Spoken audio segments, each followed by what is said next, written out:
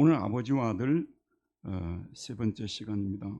한 집에 두 아들이 있으면 서로 화목하는 경우도 있고 서로 미워하는 경우도 있고 서로 무관심한 경우도 있습니다.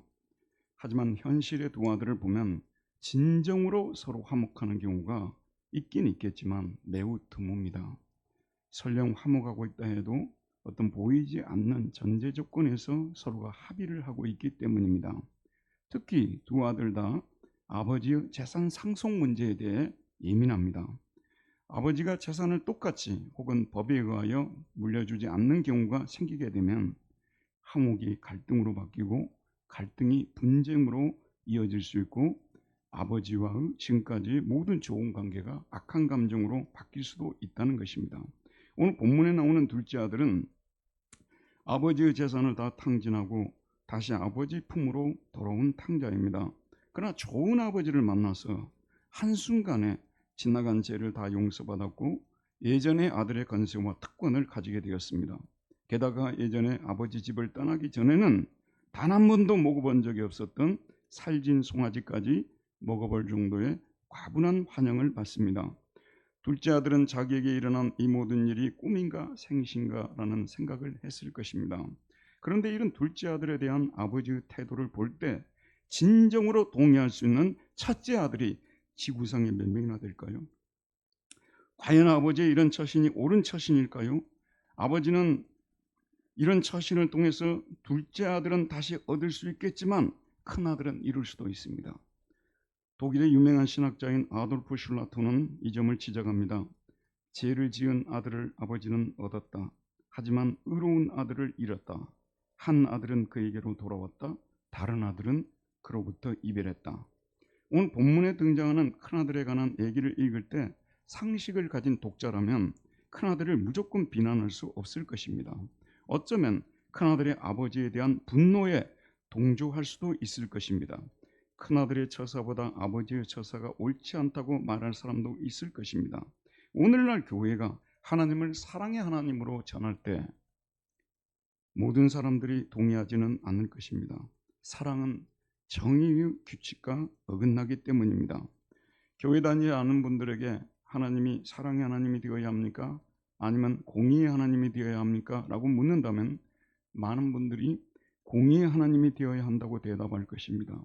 그들에게 오늘 본문을 읽어주면서 아버지의 태도가 옳습니까? 아니면 큰아들의 태도가 옳습니까? 라고 물어본다면 많은 분들이 큰아들 편을 들 것입니다.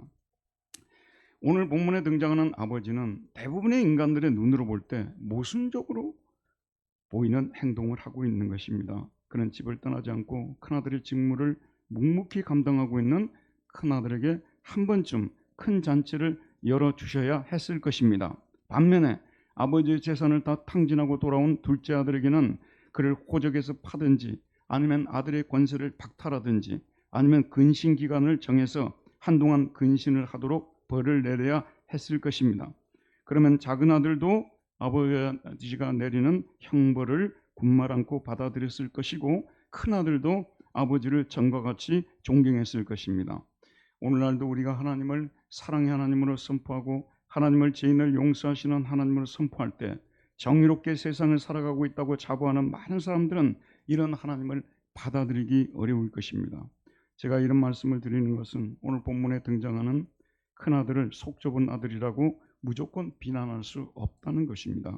오늘 본문으로 돌아가 보겠습니다. 자, 25절, 26절 설교에 집중하기 위해서 한번 읽어보도록 하겠습니다. 25절과 26절입니다. 맏아들은 따가 돌아와 집에 가까이 왔을 때에 풍악과 춤추는 소리를 듣고 한 종을 불러 이 무슨 일인가 물은데 작은 아들이 아버지 집에 돌아왔을 때 큰아들은 어디에 있었어요? 밭에서 일을 하고 있었습니다. 그래 일을 마치고 집으로 돌아오고 있었습니다. 집에 가까이 왔을 때 풍악과 춤추는 소리가 들려왔습니다. 여기서 풍악은 히랍어로 심포니아스입니다. 심포니. 베토벤의 교향곡 운명이 울려 퍼지고 있었을지도 모릅니다. 그 다음 호론이라는 단어가 나옵니다. 춤추는 소를 호론이 춤추는 소를 번역했어요. 호러스의 화음과 함께 이 박선주라는 분이 노래를 잘하는 분이더라고요. 교회 다니기도 하고 귀로라는 노래 들려왔을지도 모르겠습니다. 또 안에서 풍악을 울리고 떠드는 소리가 들려왔습니다. 큰아들은 몹시 당황했습니다. 그래서 그 집에 한 종을 불러서 지금 우리 집에서 들리는 이 소리들은 대체 무슨 소리냐라고 물었습니다. 저는 이 부분을 읽으면서요, 큰아들이 집안 사람들에게는 크게 인정을 받고 있던 아들이 아니었다는 생각이 들었습니다. 여러분 생각해 보십시오. 집에서 이 엄청난 일이 일어나고 있는데 밭에서 일하고 있던 아들에게 이 소식을 달려가서 전해줄 종이 없었다는 것이, 단 한 명의 종도 없었다는 것이 아들이 잘못 살았던 거 아니에요. 자기 딴에는 잘 살고 있다고 생각했지만 사실은 이 큰아들은 사랑받지 못하는 슬픈 아들이었습니다. 그 종은 그에게 대답합니다. 대답하되 당신의 동생이 돌아왔음에 당신의 아버지가 건강한 그를 다시 맞아들이게 됨으로 인하여 살진 송아지를 잡았습니다. 큰아들은 충격적인 소식을 듣습니다. 그의 동생이 돌아왔다는 소식이죠. 그는 동생이 먼 곳으로 가서 재산을 탕진하고 아버지 재산을 탕진하고 돼지가 먹는 시험 열매도 먹지 못하고 죽어가고 있다는 얘기를 간접적으로 들었을 것입니다. 그때 그가 무슨 생각을 했을까요? 무슨 생각을 했을까요? 인과응보, 사필귀정이라고 생각했을 것입니다. 그러면서 그는 그 동생이 다시 집으로 돌아온다면 아버지는 과연 그를 다시 받아줄까라는 생각도 했을 것입니다. 아마 오늘 일하러 간 밭에서도 만일 아버지가 그가 돌아온다면 그를 다시 받아들이실까? 나는 그런 아버지를 어떻게 대해야 할까? 라는 생각을 하며 일을 했었을 수도 있습니다. 그런데 그가 우려했던 일이 지금 일어나고 있습니다. 당신의 동생이 돌아왔습니다. 당신의 동생이 돌아왔습니다. 당신의 동생이, 당신이 정말로 돌아오지를 바라지 않았던 그 아들이 돌아왔습니다. 그런데 당신의 아버지가 그를 위해서 살진 황소를 잡았다는 거 아니에요? 여러분, 비실비실한 황소가 아니라 살진 황소, 제가 추측을 해봤어요. 이 큰아들이 집에서 있으면서 소를 키우니까 돌아다니면서 이 소가 굉장히 건강하고 튼실하구나, 참 살진 송아지구나, 아버지가 언제 내 친구들을 초대해가지고 살진 송아지를 한번 잡아서 잔치 한번 열어줬으면 얼마나 좋을까, 그런 생각을 하게 만들었던 그 살진 황소를 잡은 거예요. 기분이 얼마나 나빴겠습니까? 자, 그 종은 바로 이어서 아버지가 송아지를 잡은 이유를 말해줍니다. 건강하게 그가 다시 그를 맞이하게 됨으로 인하여라고 되어 있습니다. 건강하게 그를 다시 맞이하게 됨으로 인하여입니다. 이 지점이 중요합니다. 자, 여러분 한번 생각해 보세요. 이 소리를 아들이, 동생이 돌아왔다는 그 소식을 듣고 다 잃어버렸다고 죽었다고 생각하고 매일매일 야탑동 타워빌 옥상에 올라가 기다리셨으니, 그리고 그 아들이 다시 돌아오게 되었으니 아버지가 이런 잔치를 벌여줄 수 있겠네, 아무튼 동생이 돌아오게 되었으니 나는 너무 좋다, 빨리 집으로 돌아가 동생을 안아줘야 되겠다, 이렇게 생각했더라면 이 가족이 얼마나 행복한 가정이었겠습니까? 고개를 드시고 여러분 저의 말을 들으십시오. 사단이 우리를 시험할 때요, 사단이 우리를 시험할 때 너는 용서받을 수 없는 사람이니까 용서할 수 없다, 용서하지 말아야 돼, 그런 말이 올라올 때요, 즉시 용서해야 됩니다. 미루지 말아야 됩니다. 그냥 미운 사람 하나님이 사랑하러 가면요, 그 순간 사랑해버려야 되는 거예요. 그랬다면 어떤 일이 벌어졌겠습니까? 아버지는 이런 큰아들을 보고 과연 너는 장자답다, 이런 동생을 용서해주고 안아주다니 참만이 성숙했다 라고 말했을 것입니다. 동생은 세상에 우리 형 같은 형이 어디 있을까, 나 같은 형편없는 아들을, 동생을 용서하고 이렇게 환영해 주다니 감격을 했을 것입니다. 또 마을 사람들은 이 집안은 정말로 된 집안이구나, 마을 사람들 모두가 이구동성으로 칭찬하고 아버지와 큰아들을, 또 작은아들을 칭찬했을 것입니다. 그런데 이 비유에 등장하는 형은 이런 정도의 성숙한 모습을 보여주지 못합니다. 28절 우리 함께 읽어보도록 할까요? 28절입니다. 읽읍시다. 시작. 그가 노하여 들어가고자 하지 아니하거늘 아버지가 나와서 권한대. 오르기스테, 히라보 오르기스테는 수동형으로서 노여움에 사로잡혔다. He was anger입니다. 그는 노여워했다는 건 분노했어요. 그래서 들어보세요 여러분. 아버지가 집에 안에서 들어오라고 하는데 안 들어가요. 그러니까 그 종이 설득했지 않겠어요? 그래도 당신 아버지 체면을 봐서라도 집 안으로 들어가 주십시오. 들어가서 환영하는 흉내만 내주십시오. 라고 말하지 않았겠습니까? 그런데도 계속해서 안 들어간다고 그러는 거야. 막 노여하면서 이럴 수가 있냐고 하면서 막 분노하면서 막 이러고 있는 거예요. 이 소식을 누군가가 아버지에게 전해주었을 것입니다. 아버지는 이 소식을 듣고요. 밴댕이 소갈머리네. 들어오지 않으려면 그냥 밖에 있으라고 해. 라고 말했을 수 있었을 것입니다. 그런데 제가 이 본문을 보면서요. 물론 설교를 제가 이게 두세 번 했는데요. 은혜가 됐어요. 이번엔 지난번 설교할 때도 은혜가 된 구절이 있었고요. 이번 설교에도 제가 준비하면서 은혜를 받았는데요. 여기 비유에 등장하는 이 아버지는요. 그야말로 착한 아버지가. 진짜로 착한 아버지입니다. 그는 큰아들이 있는 집 밖으로 나갔습니다. 이게 중요합니다. 큰아들이 있는 집 밖으로 나갔어요. 사람을 보내가지고 설득하지 않았어요. 자기가 직접 집 밖으로 대문을 열고 나갔어요. 생각해 보십시오. 아버지는 집을 나간 아들의 귀가를 맞이하기 위해서 집 밖으로 나갔습니다. 그리고 그는 방탕한 아들의 귀가에 화가 나서 집에 들어오기를 거절하는 아들을 위해서도 집 밖으로 나갔습니다. 결국 아버지는 두 명의 탕자, 즉 집에 있으면서 아버지를 떠나 있는 아들과 집을 나가서 아버지를 떠나 있는 두 명의 탕자를 두고 있었던 것입니다. 그러나 이 두 탕자들에 대하여 아버지는 한결같이 변함없이 똑같이 사랑하고 있었습니다. 그래서 집에 들어오지 않으려는 큰아들을 맞이하기 위해서도 집 밖으로 나갔어요. 이 말씀을 묵상할 때요. 작은 아들을 맞이하기 위해서 막 뛰어나가는 아버지 생각은 많이 하시죠. 큰아들, 이 엄청난 지금 이 상황에 놓여 있는 아버지를 향해서 이를 갈고 있는 이 아들을 위해서도요. 집 밖으로 나가시는 좋으신 아버지입니다. 여기서 권하다는 말이 무엇이냐면 파레칼레이라는 단어인데 위로하면서, 원래 파라칼레오가 위로하다는 뜻이거든요. 파라클레토스, 성령, 위로하시는 분, 위로하면서 설득한 거예요. 겁박을 하면서 설득한 게 아니고요. 뭘 주겠다고 설득한 것도 아니고요. 위로하면서 설득을 했어요. 아들은 이 기회에 아버지에 대하여 그동안 마음에 넣어두고 꾹꾹 누르고 있던 작심 발언을 쏟아냅니다. 29절 우리 한번 읽어볼까요? 아버지께 대답하여 이르되 내가 여러 해 아버지를 섬겨 명을 어김이 없거늘 내게는 염소 새끼라도 주어 나와 내 벗으로 즐기게 하신 일이 없더니. 여기에 그냥 가시가 막 돋쳐있는 말이죠.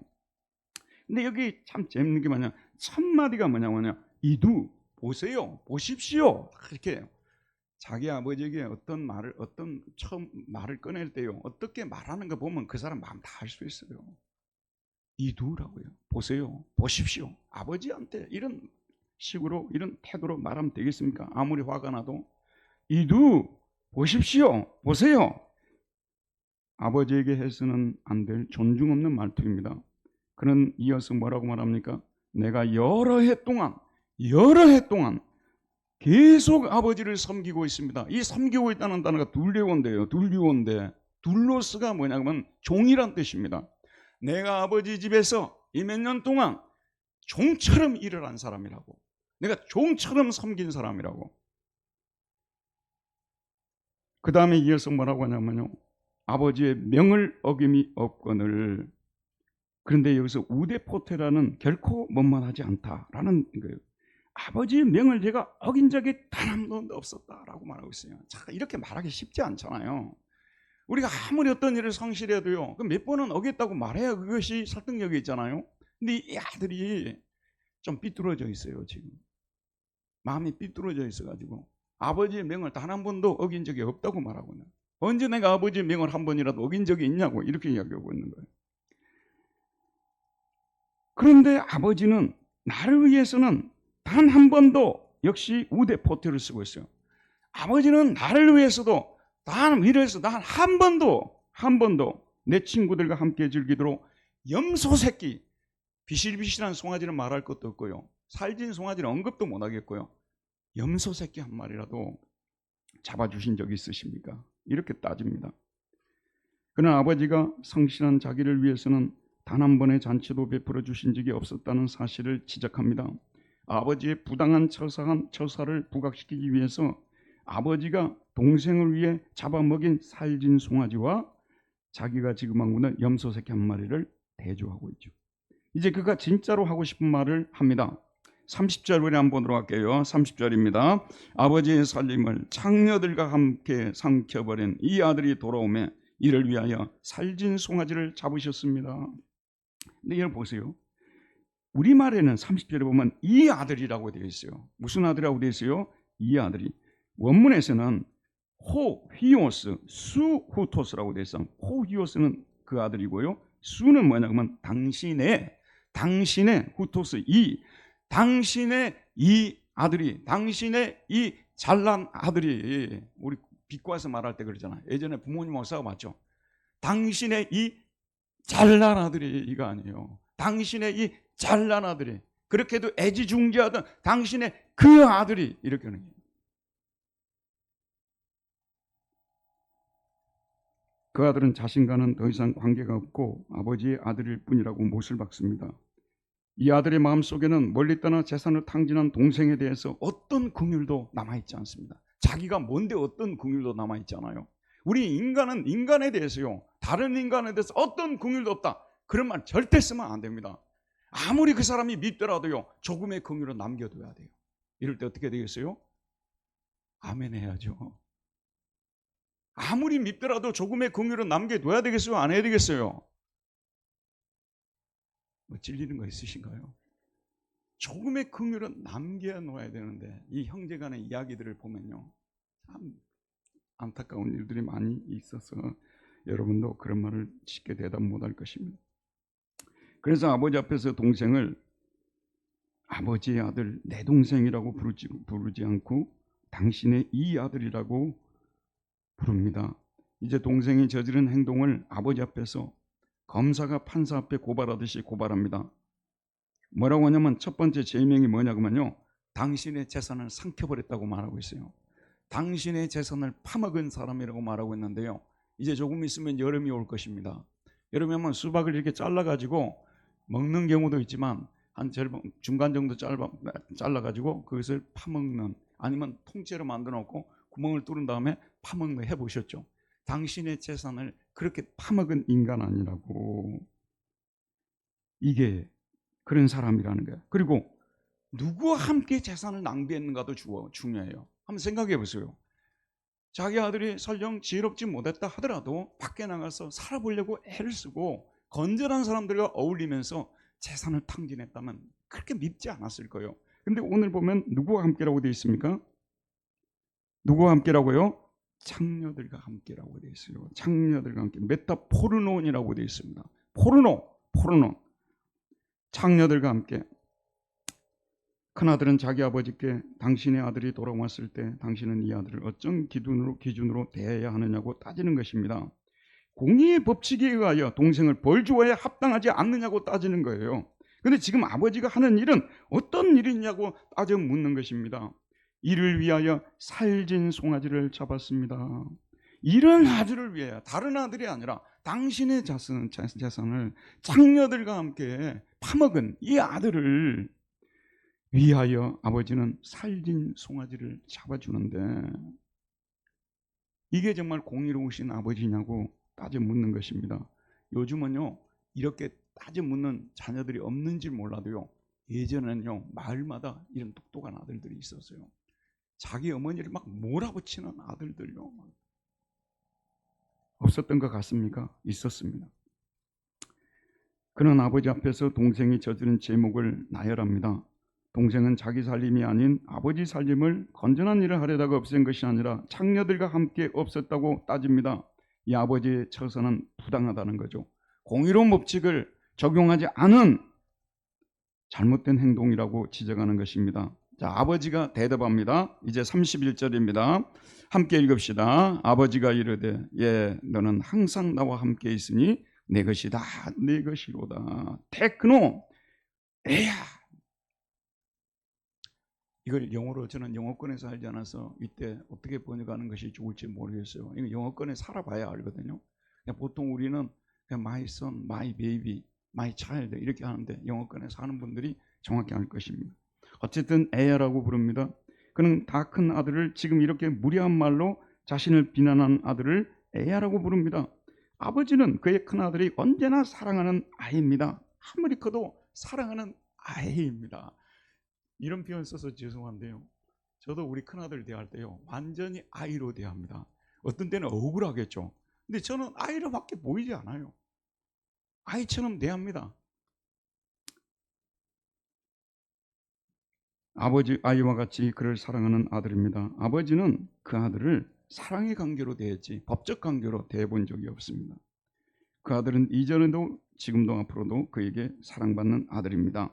너는 항상 나와 함께 있다라는 이 말씀이 너무 중요한 말씀입니다. 너는 항상 나와 함께 있다.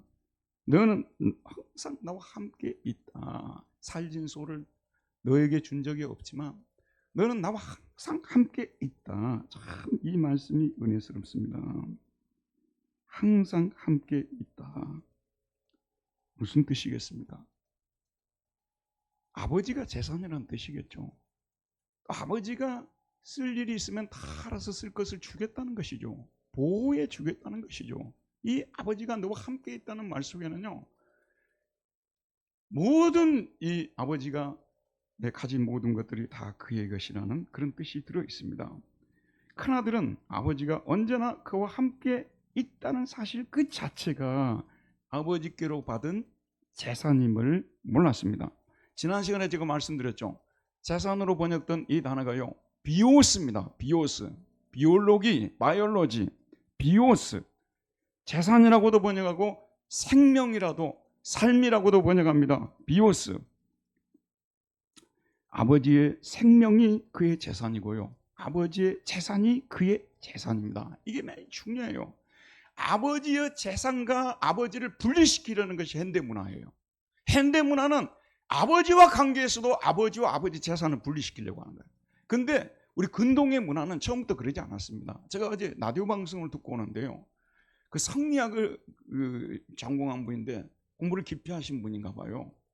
근데 이제 그 아나운서가 그 사람에게 물어보는 거예요. 조선시대에는 어버이날이 있었느냐고 묻더라고요. 혹시 여러분 알고 계세요? 조선시대에 어버이날이 있었겠어요? 없었겠어요? This is come come, I am come come. 옛날에 영어 배울 때 This is come come, I am come come. 캄캄하시죠? 그분이 하는 얘기가요, 우리 한국에는 어버이날이 365일이 어버이날이었답니다.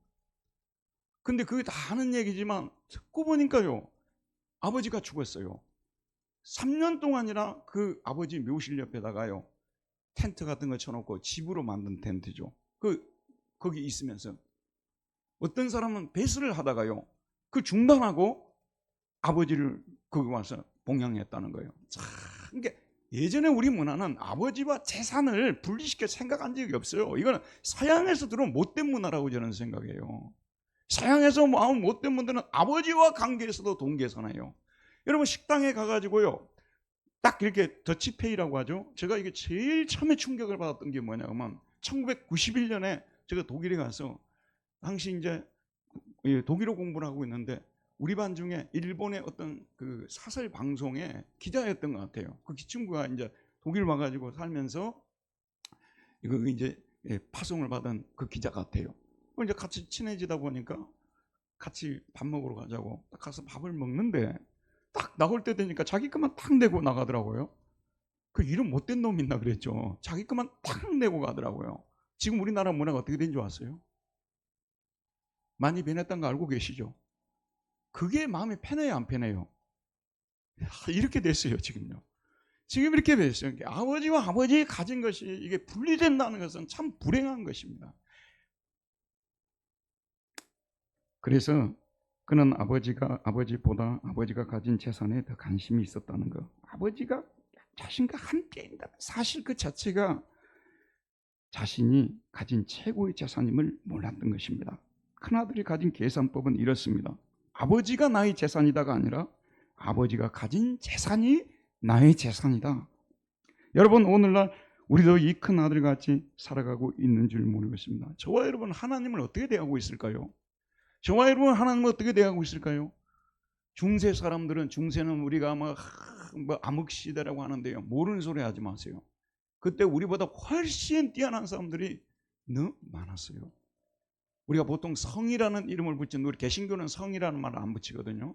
성 프란체스코 이런 거 안 붙여요. 우리 개신교는. 우리 모두가 다 성스러운 거룩한 성도라고 해서 우리 모두를 성이라고, 세인트라고 불러요. 근데 가톨릭은 성자를 갖다가 만들었잖아요. 그 중에 프란체스코도 있고요, 토마스 아퀴나스도 있고 뭐 이런 성자라는 명칭을 붙인 사람들 있어요. 그 사람들의 목표가 무엇이었는지가 중요합니다. 그 사람들의 목표는 무엇이냐면요, 모든 것보다 하나님을 더 사랑하는 것, 하나님 그분 때문에 그분을 사랑하는 것, 그것이 그들의 신앙의 목표고 목적이었어요. 하나님 때문에 하나님을 사랑하는 것. 다른 뭐가 붙는 게 수시가 붙지 말고 하나님 때문에 하나님을 사랑하고 하나님을 위하여 하나님을 사랑하고요. 우리의 신앙의 성숙도요, 여기까지 가야 되는 줄 믿습니다. 여러분이나 저도 하나님을 위하여, 하나님 때문에 하나님을 사랑하는 사람들이 되시기를 주의 이름으로 축원드립니다. 하나님을 위하여, 하나님 때문에. 큰아들은 아버지 앞에 태도가 무엇입니까? 아버지, 제가 그동안 아버지를 위하여 이렇게 엄청난 일을 했습니다. 그러니 이 정도는 해주셔야 하지 않겠습니까? 입니다. 아버지는 대답합니다. 아들아, 나는 너를 소유의 관계로 대해본 적이 없다. 너는 내 사랑하는 아들이고 나의 기뻐하는 아들이다. 내가 네 아버지라는 사실로 부족하니? 내가 네 아버지라는 사실로 부족하니? 우리 찬혁이 엄마한테 내가 어머니 자식이라는 이 사실로 부족합니까? 한번 얘기해봐요. 자꾸 아들한테 뭘 바라고 뭐 왜 이래 안 해주냐, 뭐 찬혁이나 우리 다 여기 아이들은 다 잘하는데, 자꾸 자녀들이 어머니 아버지가 괴롭히면요, 제가 당신 자식이라고 그걸로 부족합니까? 이렇게 얘기하라고. 자식들이 자꾸 부모한테 그러면 내가 네 아버지 어머니라고 부족해? 이 못된 인간들아, 이렇게 하라고 말해요.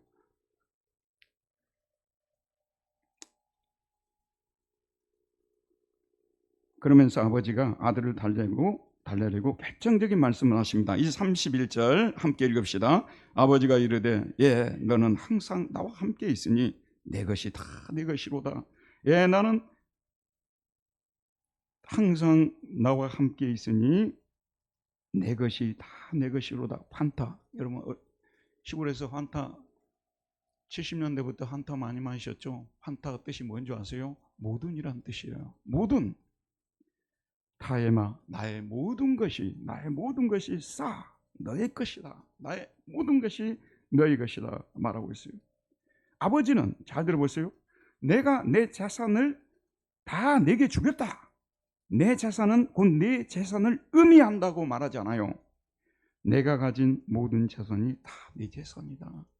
내가 가진 재산이 다 내 재산이다. 아빠가 가진 재산이 다 내 재산이네요. 오늘 목사님 그렇게 설교했잖아요. 그러면 웃기지 마. 그건 설교고 이놈아. 그럴 거예요. 아빠가 가진 재산이 다 내 재산이라 웃기지 마. 내가 어떻게 해서 이 재산을 얻었는데 네 스스로 얻으려고 해. 혹시 내가 그 중에 일부는 줄지 모르겠어. 아마 저를 비롯해서 이 시대의 아버지들은 거의 이런 식으로 이야기할 거예요. 내가 가진 재산이 다 내 것이다. 내 것이 다 내 것이다. 여러분 설교를 듣다 보면 우스갯소리도 가끔씩 필요하잖아요. 최민수라는 기괴한 인간 알고 계시죠? 개팍한 인간 있잖아요. 근데 그 부인하고 나와가지고 이제 그 어떤 방송에서 조크를 하더라고요. 그러니까 최민수가 어떻게 해서 이 용돈을 받아가지고 자기 용돈을 좀 마련했는가 봐요. 그걸 딱 숨겨놨는데 자기 부인이, 강주은 씨라는 자기 부인이 그걸 어떻게 찾아내가지고 그걸로 뭘 샀대요. 뭘 사버렸어요, 그걸로요. 그러니까 최민수가 화가 나가지고, 원래 그 부인한테 잘하잖아요. 화가 났어요, 오랜만에. 화가 나가지고 당신은 어떻게 내 용돈을 가지고 그렇게 살 수가 있어요? 그러니까 강주훈 씨가 이 최민수를 딱 쳐다보더니 여보, 당신 것은 내 것이고 내 것은 내 것이야. 이렇게 명언을 남기시다고요. 당신 것은 내 것이고 내 것은 내 것이야. 이분이 캐나다에서 오셔가지고요, 한국말이 좀 어눌하시거든요. 근데 내가 가진 모든 재산이 다 내 재산이다 라고 아버지는 말합니다. 이제 마지막으로 아버지는 큰아들에게 자신이 왜 이 탕자 동생에게 이런 호의를 베푸는지에 대해서 그 이유를 말해줍니다. 마지막 한 번만 읽읍시다. 32절입니다. 이 내 동생은 죽었다가 살아났으며 내가 잃었다가 얻었기로 우리가 즐거워하고 기뻐하는 것이 마땅하다. 이 내 동생은 죽었다고 생각했다는 거예요. 야곱이 요셉이 죽었다고 생각했던 것처럼 이 동생은 죽었다고 생각했어요. 근데 살아 돌아왔어요. 죽었다고 생각했는데 살아 돌아왔다 그 말이에요. 시골에 정말 아무도 사지 않고 그 우리 시골 말로 처박아 놨던 그 땅이, 둘러보지도 않고 그랬던 땅이 어느 날 개발이 된다고 해서 완전히 그냥 거금을 이제 주는 거예요. 죽었다가 살아난 땅 아니에요? 그런 심정이었을 것입니다. 죽었다가 살아났으며 내가 잃었다가 얻었기로, 내가 잃었지 않느냐? 그런데 얻었지 않느냐? 그런데 우리가 즐거워하고 기뻐하는 것이 마땅하지 않느냐? 자, 이렇게 큰아들에게 말합니다. 근데 저는 왜 여기서 끝났을까 궁금하더라고요. 그러면 이제 이 얘기를 듣고 큰아들이 어떤 반응을 보였는지, 그래서 이 D가 안 나오니까 이 큰아들은 못된 아들로 그냥 기억이 돼버렸어요. 그래서 이 비유에 핵심적인 진리가 묻혀져 버렸습니다. 그 사실 제가 말씀드릴게요. 이 아들이 그 얘기를 듣고 아버지를 달려가서 목을 끌어안고 입을 맞추고 눈물을 흘리고 내가 아버지와 내 동생에게 큰 죄를 지었습니다 라는 순간이 나왔으면 이 비유가 훨씬 더 설명이 잘 됐을 텐데요. 의도가 그게 없어요. 궁금하지 않으세요? 끝난 거 좀 서운하지 않으세요? 언젠가는 공개가 될 것입니다. 어디에서요? 넷플릭스에서 공개가 될 것이니까요. 그때 보시기 바랍니다. 말씀을 맺겠습니다. 비유는 비유일 뿐입니다. 비유를 가지고 막 여러 가지 막 이렇게 이 해석을 하려는 시도는 좋은 건 아닙니다. 비유는 비유일 뿐이에요. 예수님은 아버지와 두 아들의 비유를 통해서 듣는 자들에게 하나님 아버지가 누구신지에 대해서 다른 지식을 제공하고 싶은 거예요.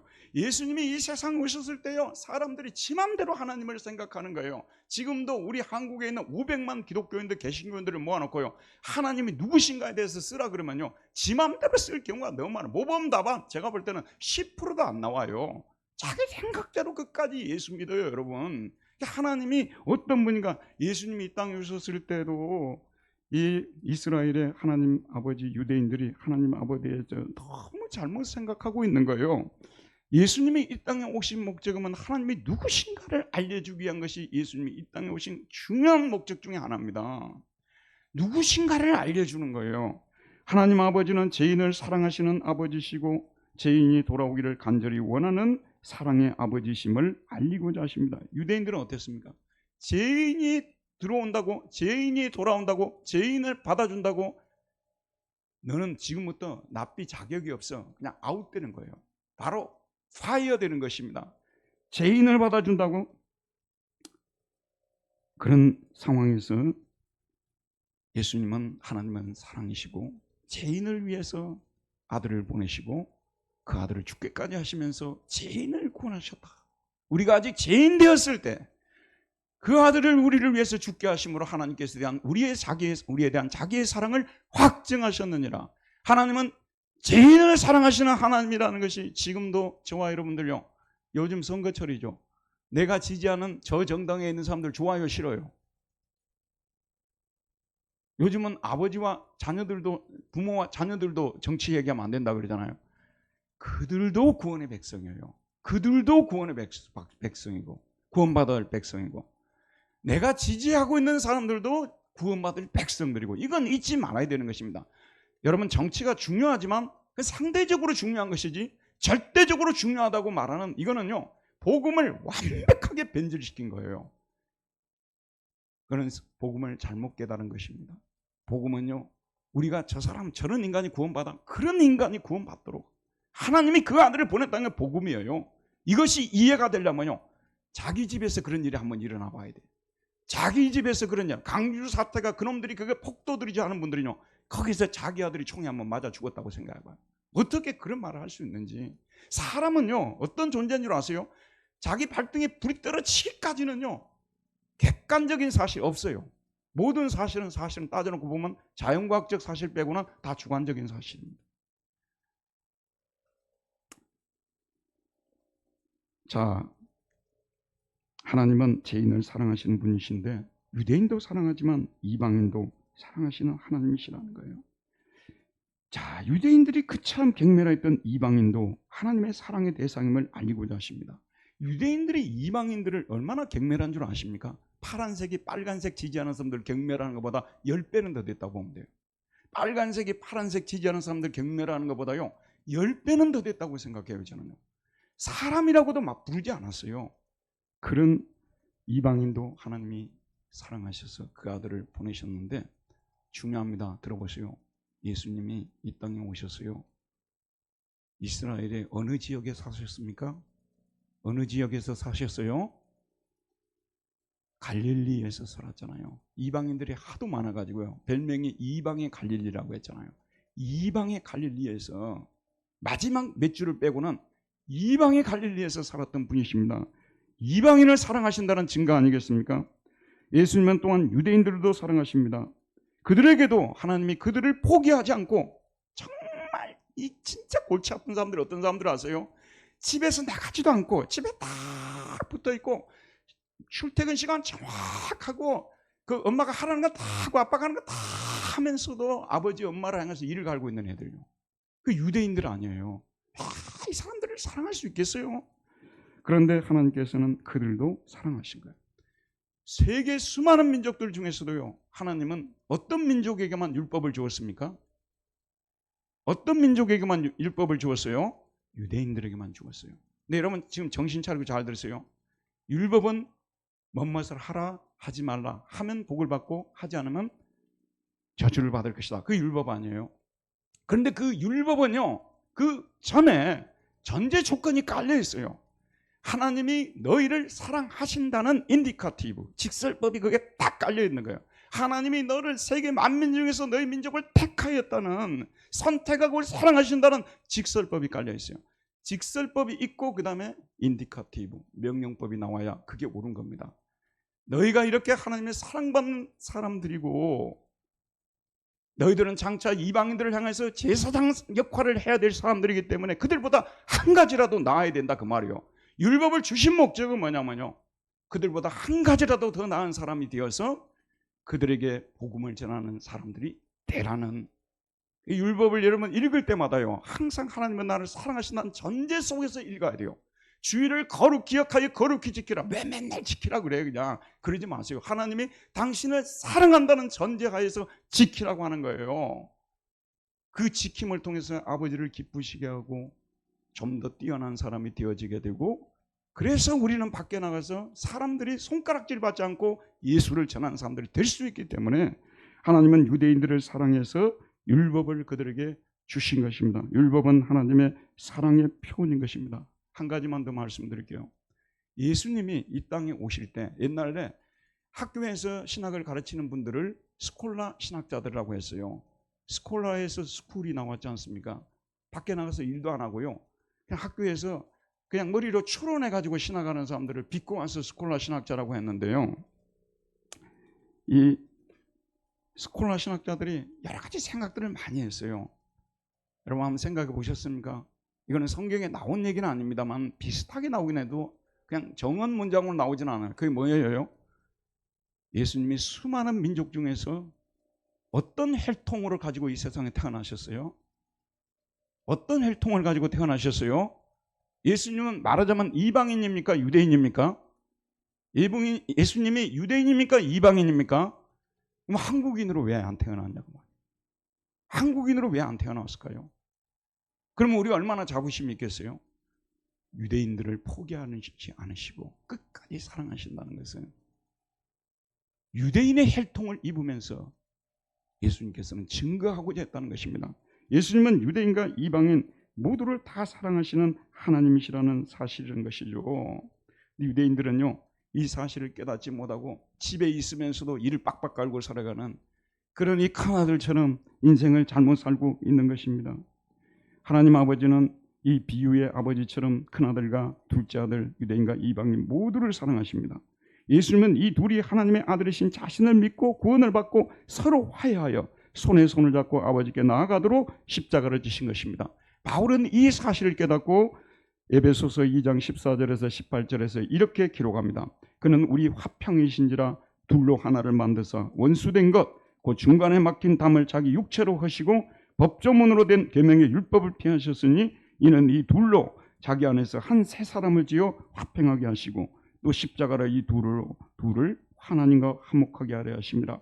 원수된 것을 십자가로 소멸하시고 또 오셔서 먼 데 있는 너희에게 평안을 전하시고 가까운 데 있는 자들에게 평안을 전하셨으니 이는 그로 말미암아 우리 둘이 유대인과 이방인이 한 성령 안에서 아버지께 나아감을 얻게 하려 하심이니라. 하나님의 뜻이 무엇이냐고 하면 이 세상에 있는 그 어떤 사람 차별 없이 예수를 믿고 구원받아 손에 손을 잡고 아버지께 나아오도록 하는 거예요. 그런데 첫 번째 아들, 그 첫째 아들의 비유가요, 딱 중간에 끝나버리니까 이 사실이 묻혀져 버린 거예요. 그래서 둘째 아들은 회개하고 돌아온 아들로 칭송을 받지만 첫째 아들은 형편없는 아들로 해가지고 끝나버리는데 그게 아니에요. 첫째 아들도 설득을 당했을 것입니다. 그러니까 첫째 아들, 둘째 아들 다 사랑하는 하나님이시라는 것을 오늘 이 비유를 통해서 알려주고 있습니다.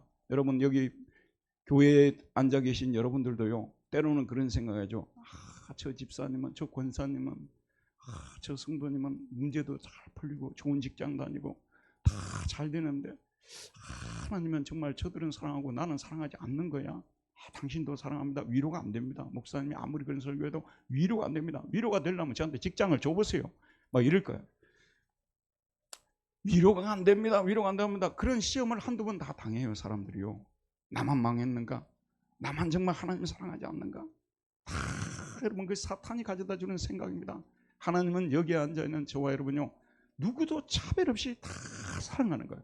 여러분, 우리가요, 사람을 사랑해야 되는데 사랑하지 않으면 왜 문제가 되냐면요, 하나님이 사랑하는 사람을 우리가 사랑하지 않기 때문에, 그것 때문에 우리가 벌을 받는 거예요. 하나님은 여기 앉아있는 누구도 차별 없이 다 사랑하십니다. 하나님은 당신을 이빠이 사랑하십니다. 인사 한번 나눕시다. 하나님은 당신을 이빠이 사랑하십니다. 마지막으로 한 가지 말씀드릴게요. 좀 시험이 들고 힘들어도요, 여기를 떠나지 마세요. 큰아들처럼 방황해도요, 여기를 떠나지 마세요. 일을 팍팍 끌고 다녀도요, 감추시고 교회는 드나드세요. 어느 순간에 이 하나님의 놀랍고도 뜨거운 사랑이요, 진짜 나만 사랑하고 하는구나, 새롭게 하셔서 나가서 간증을 할 수 있을 정도로요, 하나님이 여러분의 사랑의 원자폭탄을 던질 때가 있을 거예요. 그래서 박살이 나면서 눈물을 흘리면서 통에 잡아갈 그런 날이 올 것입니다. 결코 이 집을 떠나지 않기를 바랍니다. 은혜로우신 하나님, 오늘도 생명의 말씀을 우리에게 주셔서 아버지와 두 아들의 비유를 통해서 하나님이 세상에 있는 모든 사람을 사랑하신다는 것을 다시 한번 말씀해 주셨사오니, 우리를 사랑하사 그 독생자를 보내서 십자가에 죽게 하시고 부활하심을 통해서 누구든지 주 예수를 믿기만 하면 구원을 받는다는 이 복음을 우리에게 선포하고 계시는데, 이 복음이 복음으로 우리 안에 자리를 잡을 수 있도록 영향력을 미치도록 성령 하나님 역사하여 주옵소서. 예수님의 이름으로 기도하였습니다. 아멘.